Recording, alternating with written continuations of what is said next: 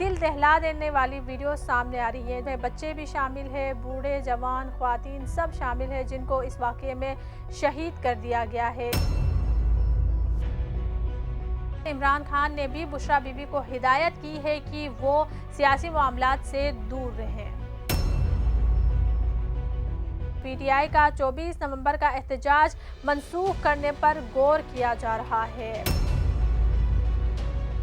18 माह में पीटीआई के धरनों और एहतजाज से निपटने के लिए हुकूमत के 2 अरब 70 करोड़ रुपए खर्च हो चुके हैं।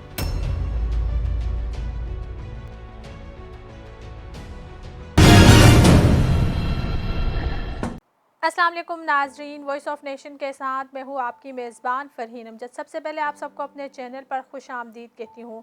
पिछले घंटों में डेवलप होने वाली ख़बरों के हवाले से तफसील से बात करेंगे। जी हाँ नाज़रीन, गुज़िश्ता रोज़ एक निहायत ही अफसोसनाक ख़बर सामने आई है।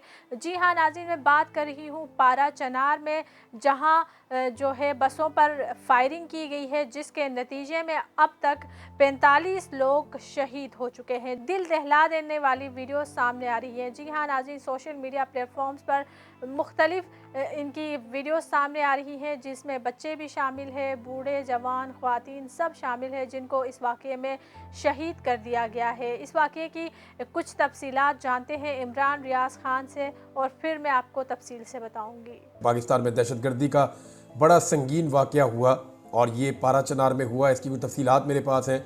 बहुत सारे लोगों ने मेरे साथ रब्ता किया, वो ये शिकवा कर रहे हैं कि पाकिस्तान का मीडिया इसको नहीं दिखा रहा। ये बात बहुत सारे मीडिया के लोग कह रहे हैं लेकिन दिखा नहीं पा रहे। अब वहाँ जो लोग हैं उनके अंदर बहुत ज़्यादा गुस्सा है। वो ये कहते हैं कि मीडिया क्यों नहीं बता रहा कि हमारे साथ किस तरह का जुल्म हुआ है और इस वक्त पारा चनार की सूरत हाल क्या है।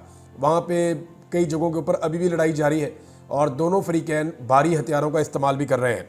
जो तफसीलात मेरे पास अब तक आई है मैं आपके साथ शेयर कर देता हूँ। ये जो लड़ाई है ये काफ़ी अरसे से चल रही है और कुछ लोगों का ये मानना है कि ये फ़िरका वाराना लड़ाई है, कुछ लोगों का ये मानना है कि नहीं, फ़िरके के अलावा और भी बहुत सारे इश्यूज़ हैं और इसके अंदर कुछ साजिश भी शामिल है। तो हर एक का अपना अपना इसके बारे में सोचना है। लेकिन ये कोई भी लड़ाई है, रियासत की जिम्मेदारी है कि इस लड़ाई को ख़त्म किया जाए। यहाँ पे जरगे भी किए गए, यहाँ पे सूबाई हुकूमत ने भी काम किया, यहाँ पे जो सियासी जमातें हैं उन्होंने भी काम किया और जो सोशल शख्सियात हैं बड़ी समाजी, उन्होंने भी यहाँ पे कोशिश की कि अमन हो जाए और कुछ मुआहदे और कुछ वादे वईद हुए भी, लेकिन इसके बावजूद यहाँ पे अमन नहीं हो सका। अब हुआ ये है कि अक्टूबर से लेकर अब तक सिचुएशन इतनी ख़राब थी कि पारा चनार के अंदर जो लोग मौजूद थे वो अंदर ही थे और जो लोग पेशावर में या बाहर मौजूद थे वो बाहर थे। ये जो मेन शारा है इसके ऊपर लोग आ नहीं पा रहे थे, सड़क को इस्तेमाल नहीं कर पा रहे थे। बड़े अरसे के बाद जब लोगों ने बार बार बात की तो फिर सिक्योरिटी फोर्सेस ने इजाज़त दी कि ठीक है आप लोग ट्रैवल कर सकते हैं, लेकिन काफ़िले में आप लोग ट्रैवल करेंगे, आपको सिक्योरिटी मुहैया की जाएगी। इसकी यकीन दहानी जो है वो वहाँ पे लोकल सतह के ऊपर सिक्योरिटी फोर्सेस ने दी, क्योंकि वहाँ पे पुलिस की उस तरह से अमलदारी नहीं है। तो ये सारा मामला जो है वो एफसी की सिक्योरिटी के ऊपर ये लोग इन्हिसार कर रहे थे। इनको यकीन दहानी करवाई गई कि आप लोग काफ़िलों में सफ़र करें, आपको मुकम्मल सिक्योरिटी होगी। तो दोनों तरफ से काफ़िले निकले, एक तरफ से पेशावर से भी काफ़िले निकले और एक तरफ से पारा चनार से भी काफ़िले निकले।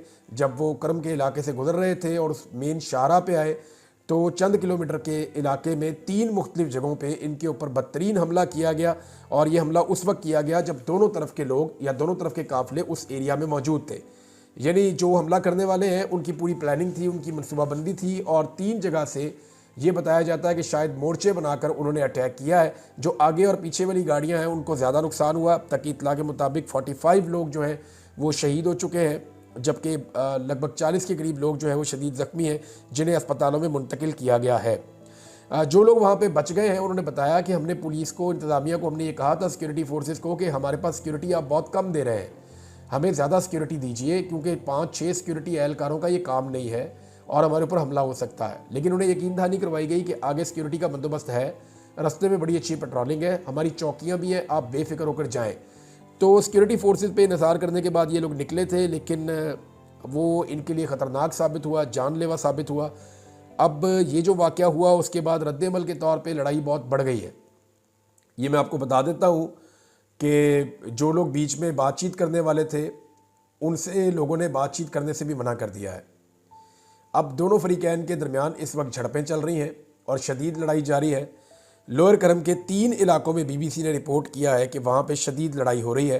मकानों को, दुकानों को और पेट्रोल पंप्स को आग लगा दी गई है और नुकसान का अभी तक अंदाज़ा नहीं हो रहा।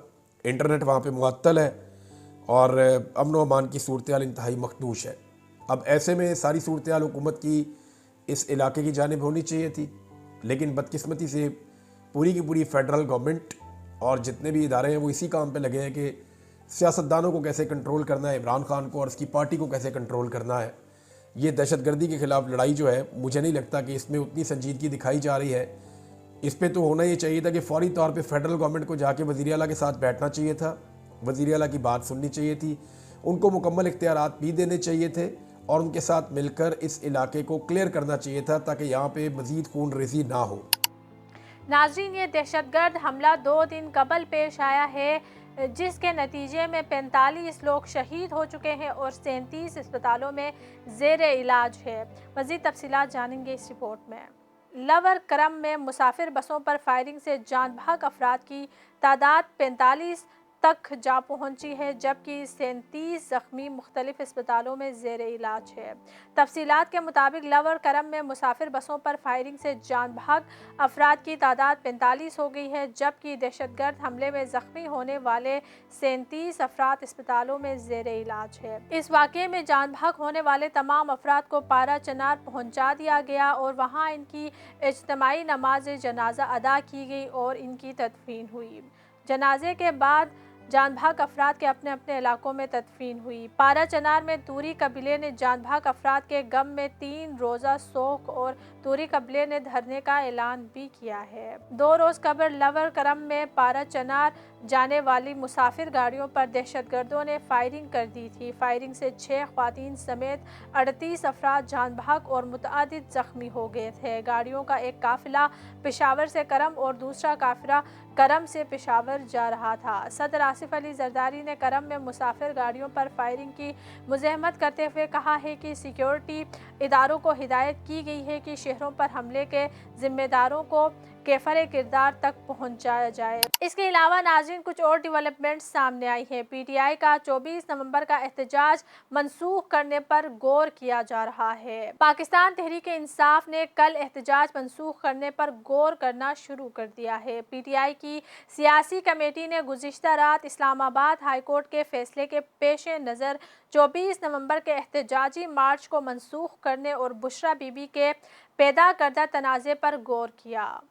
गुज़िश्ता रात होने वाली बातचीत में शामिल PTI के कुछ रहनुमाओं के मुताबिक कमेटी के अरकान की अक्सरियत अदालत के फैसले की रोशनी में 24 नवंबर के एहतजाजी मार्च को मनसूख करने के हक में थी। उनका मौक़िफ़ था कि हुकूमत से बातचीत को आगे बढ़ने देना चाहिए। PTI की सियासी कमेटी ने फैसला किया कि ये अपोजिशन एहतजाज की कॉल ख़त्म करने और बातचीत में आगे बढ़ने इमरान खान को पेश किए जाएं ताकि वो इस पर कोई फैसला करें। सियासी कमेटी की सिफारिश के बाद PTI रहनुमाओं का एक वफ्द इमरान खान से मुलाकात के लिए अडियाला जेल गया, ताहम उनसे मुलाकात न हो सकी। बाद अज़ा वज़ीर आला KPK अली अमीन गेंडापुर ने एहतजाजी मार्च के मामले पर बातचीत के लिए पेशावर में पार्टी रहनुमाओं का इजलास तलब किया। PTI रहनुमा और अली अमीन गेंडापुर के मुशीर बैरिस्टर सैफ ने राब्ता करने पर कहा कि अगरचे वो सियासी कमेटी के रुकन नहीं, लेकिन अदालत के फैसले को चैलेंज करने के लिए पार्टी से बातचीत हो रही है।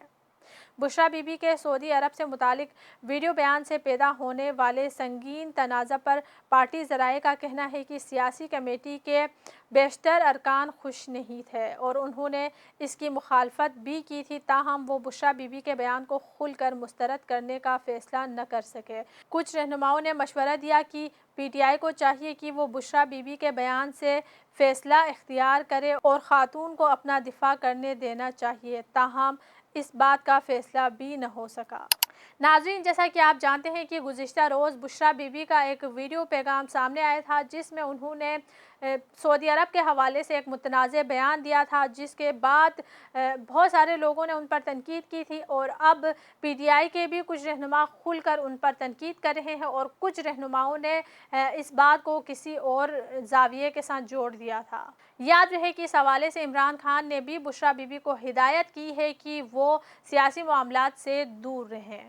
इसके अलावा नाज़रीन, जैसा कि आप जानते हैं कि जब से पीटीआई की हुकूमत ख़त्म हुई है उसके बाद से इनके एहतजाज जारी है। जी हाँ नाज़रीन, अब तक तकरीबन 18 माह हो चुके हैं पीटीआई के जलसे चले आ रहे हैं। पीटीआई को रोकने की हुकूमत की भी कोशिशें भरपूर होती हैं, लेकिन पीटीआई के अपने इजलास होते हैं। तो इसी तरह से मैं आपको ये बताऊंगी कि पीटीआई के धरनों और एहतजाज से निमटने के लिए कितनी सरकारी रकम अब तक खर्च हो चुकी है। जी हाँ नाजरीन, 18 माह में पीटीआई के धरनों और एहतजाज से निमटने पर सरकार के 2 अरब 70 करोड़ रुपए खर्च हुए हैं। सरकारी आदाद और शुमार के मुताबिक पिछले 6 माह के धरनों और एहतजाज पर खर्च लगभग 1 अरब 20 करोड़ रुपए आया, जबकि 1 अरब 50 करोड़ रुपए की मालियत की सरकारी और गैर सरकारी अमलाक को नुकसान पहुंचा। सरकारी आदाद और शुमार में कहा गया है कि पीटीआई ने पंजाब, खैबर पख्तूनख्वा और इस्लामाबाद में छोटे बड़े 120 एहतजाज किए, जिनमें 4 सिक्योरिटी एहलकार शहीद और 220 से ज़ायद एहलकार जख्मी हुए हैं। सरकारी आदाद और शुमार में बताया गया कि 80 करोड़ रुपए किराए पर लिए 3000 कंटेनर्स के मालकान को अदा किए। रावलपिंडी, अटक, लाहौर, इस्लामाबाद एहतजाजों का मरकज़ रहे और एहतजाजों पर 30,000 से ज़ायद सिक्योरिटी एहलकार तैनात रहे। आदाद और शुमार में कहा गया कि इस्लामाबाद, लाहौर, रावलपिंडी में 28 करोड़ के सेफ सिटी के 370 कैमरों को नुकसान पहुंचा। पुलिस की 220 छोटी और बड़ी गाड़ियों को नुकसान पहुंचाया गया। 90 करोड़ से ज़्यादा सिक्योरिटी एहलकारों की ट्रांसपोर्ट पर खर्च हुआ। लगभग 1.5 अरब के अखराजात पुलिस के खाने और ट्रांसपोर्ट पर खर्च हुए। सरकारी आदाद और शुमार के मुताबिक इस्लामाबाद के 12,000, पंजाब के 16,000 पुलिस एहलकारों को ड्यूटीज़ पर लगाया गया। 30 करोड़ के अखराजात FC रेंजर्स और फौज की तैनाती पर खर्च हुए। सरकारी ज़राए ने बताया कि 24 नवंबर के एहतजाज पर 30 करोड़ से ज़ायद का खर्चा हो सकता है। 34,000 सिक्योरिटी एहलकारों को तलब करने की दरख्वास्त की गई है और इतवार को एहतजाज रोकने के लिए रावलपिंडी, इस्लामाबाद में 2000 से ज़ायद कंटेनर्स लाए गए हैं। तो नाज़रीन, ये थी अब तक की कुछ अहम खबरें। अगर हमारी वीडियोस आपको अच्छी लगती हैं तो हमारी वीडियोस को लाइक और हमारे चैनल को सब्सक्राइब ज़रूर करें और अपनी राय का इजहार कमेंट सेक्शन में करें। इसी के साथ मुझे इजाज़त दें। अल्लाह हाफिज़। वॉइस ऑफ नेशन की वीडियोस देखने के लिए हमारा चैनल सब्सक्राइब कीजिए और बेल के आइकॉन पर क्लिक कीजिए ताकि आप हमारी तमाम आने वाली वीडियो से बाखबर रह सकें।